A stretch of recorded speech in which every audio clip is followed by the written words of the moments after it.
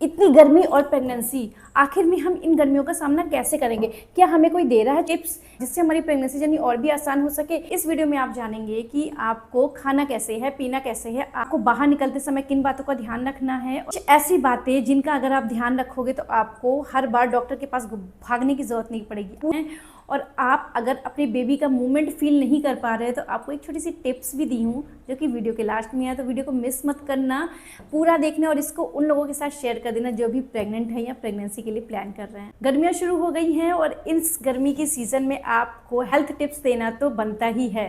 Pregnancy में although hormone का level बहुत ही ज़्यादा अप डाउन होता है, ऐसे में अगर वेदर भी साथ ना दे तो हम अपना ध्यान कैसे रखें, उन्हीं चीज़ों को आज डिस्कस करेंगे कि कैसे आप अपनी डाइट रखो, कैसे आप अपना लाइफस्टाइल रखो और कैसे आप अपने दिनचर्या को सामान्य करो। भूख लगना, थकान लगना, कुछ भी करने का दिल नहीं करना, चिड़चिड़ाहट होना, चक्कर आना, ऐसा लगना कि जैसे हम उठते ही गिर जाएंगे, आलस बना रखना, फीवर है नहीं बट फीवर जैसा फील होना, ये सब चीज़ें तो हमें प्रेगनेंसी में होती ही है। इसके अलावा जो एक डबल इम्पैक्ट डालता है वो है गर्मियों का मौसम।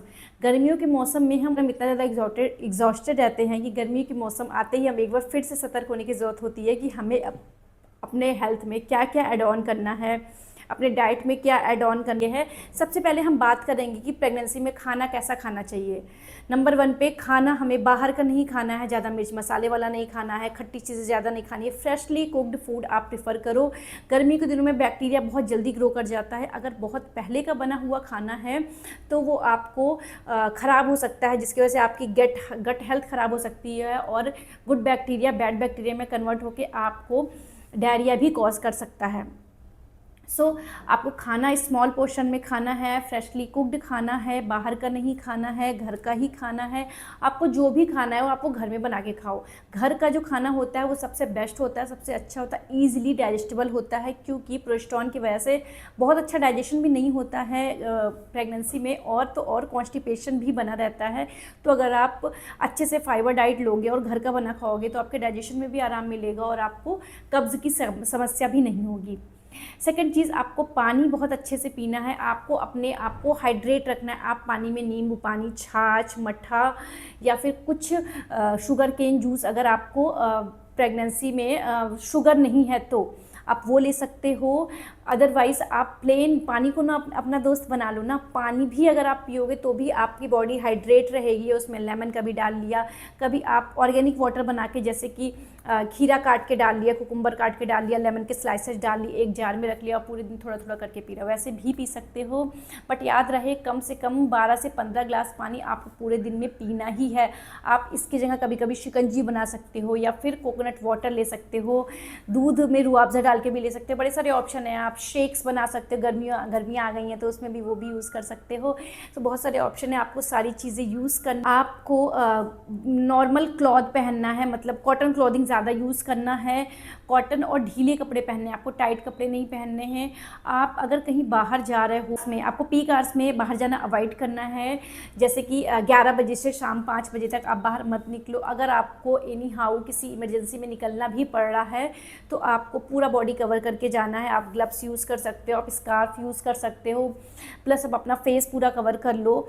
और आप सनस्क्रीन जरूर लगाओ, एक अच्छा सन ब्लॉक आपको यूज़ करना है, और सन ब्लॉक बाहर ही नहीं अंदर भी आपको यूज़ करना है। अपने आप को हाइड्रेटेड रखना है। आपको फुटवेयर का भी ध्यान रखना है, आपको हिल्स नहीं पहननी है, आपको बहुत ऊंची चप्पल नहीं पहनने हैं। आपको कपड़े के जूते पहन सकते हो या फिर नॉर्मल स्लीपर पहन सकते हो स्नीकर के साथ, अदरवाइज़ आपको प्रॉब्लम हो सकती है चलने में भी। और मानसून भी आ रहा है तो आपको ध्यान रखना है, अगर आप ज़्यादा हिल्स वगैरह पहन के चलोगे तो आप स्लिप कर सकते हो और आपको गिरने का भी डर रहता है। सो वेदर का ध्यान में रखते हुए, अपनी जाना कितना इंपॉर्टेंट है उसको ध्यान में रखते हुए आप बाहर निकलोगे और अपना काम करके जल्दी से जल्दी घर में रिटर्न होकर आओगे।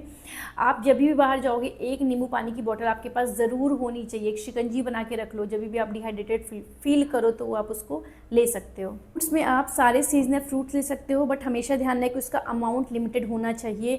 अगर आप वाटरमेलन खा रहे हो तो 1 बोल ले लिया, आप आम खा रहे हो तो भी 1 बोल ले लिया, बट उसका अमाउंट अगर लिमिटेड रखोगे तो आप सारे सीजनल फ्रूट को इंजॉय कर सकते हो। बट एक दो टिप्स आपको दे देती है, अगर आपको वाटरमेलन खाना है तो आप वाटरमेलन लाओ मार्केट से, उसको टब में भिगो दो 4-5 घंटे, जिससे कि उसके अंदर जो भी केमिकल वगैरह या पेस्टिसाइड्स वगैरह यूज़ किया वो निकल जाते हैं, उसको आप कट करके खा सकते हो। कुछ लोगों को ठंडा पसंद होता है तो आप वाटरमेलन को 4 घंटे पानी में भिगो दो, उसको फिर फ्रिज में रख दो, देन आप कट करके खा सकते हो। मैंगो के साथ भी यही करना। मैंगो के साथ मिथ भी बहुत है, गर्मियाँ शुरू हो गई हैं, मैंगो आ गया है तो शेक तो हमें पीना ही है। एवं कुछ लोगों को ठंडा ठंडा मैंगो खाना भी बहुत पसंद आता है। आपको मैंगो अवॉइड नहीं करना, बट आपको पता होना चाहिए कि कितना और कैसे खाना है।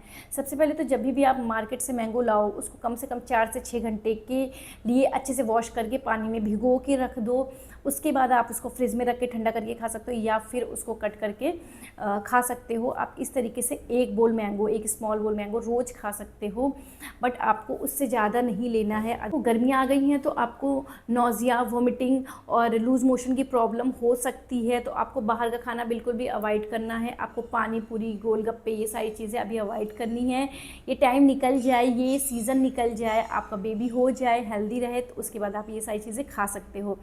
बट आपको ध्यान रखना है कि अगर आपको बहुत ज़्यादा क्रेविंग हो रही है और बार बार दिल कर रहा है तो आप घर में बना के खा लो, अच्छे से हेल्दी से, फैमिली के साथ भी शेयर करो और आप वैसे इंजॉय भी कर सकते हो। गर्मी के दिनों में हार्मोन की वजह से तो प्रॉब्लम होती ही है, साथ में प्रेग्नेंट लेडी को दो चीज़ों का सामना करना पड़ता है। एक तो हार्मोन, प्रोजेस्टेरोन हार्मोन उन्हें खूब परेशान करके रखता है, जो कि बहुत सपोर्टिव है प्रेगनेंसी, बट उसके कुछ साइड इफ़ेक्ट्स हैं जिससे वो हमेशा एनर्जी लो फील करती रहती है, गर्मी रहना, पसीना आना, या बार बार छोटी छोटी बात पे गुस्सा आ जाना, ये सब उसके साइड इफ़ेक्ट्स हो सकते हैं। उसके साथ ही साथ अगर आप गर्मियों में अच्छे से खाओगे पियोगे नहीं तो फिर आपको प्रॉब्लम हो सकती है। अगर आप पानी अच्छे से नहीं लोगे तो आपके बॉडी में भी पानी की कमी हो सकती है, प्लस बेबी के चारों तरफ का पानी भी कम हो सकता है, और आपको अच्छे से अपना हाइड्रेशन मेंटेन करना है। सेकंड चीज़ है कि बेबी मूवमेंट का बहुत अच्छे से ध्यान रखना है। इस दौरान हम कभी कभी बेबी मूवमेंट मिस कर जाते हैं, क्योंकि गर्मियों के दिनों में अक्सर हम अगर खाने के टाइम में थोड़ा भी ऊपर नीचे होता है तो ब्लोटिंग होने की प्रॉब्लम हो जाती है, जिसकी वजह से बेबी मूवमेंट हमें अच्छे से परसीव ही नहीं हो पाता है। तो अगर आपको भी बेबी मूवमेंट परसीव नहीं हो रहा है तो एक छोटी सी ट्रिक भी बता देती हूँ, आप उसको करके फिर अपने गायनिक के पास जानना ही है आपको ट्रिक।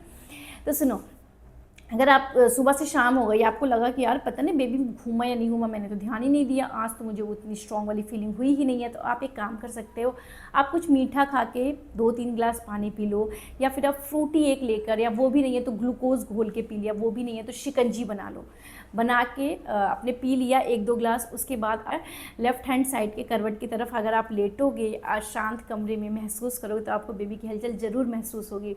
उसके बाद भी अगर आपको महसूस नहीं हो रही तो आपको 1 मिनट का भी देर नहीं करना और अपने गायनिक को ज़रूर विजिट करना है।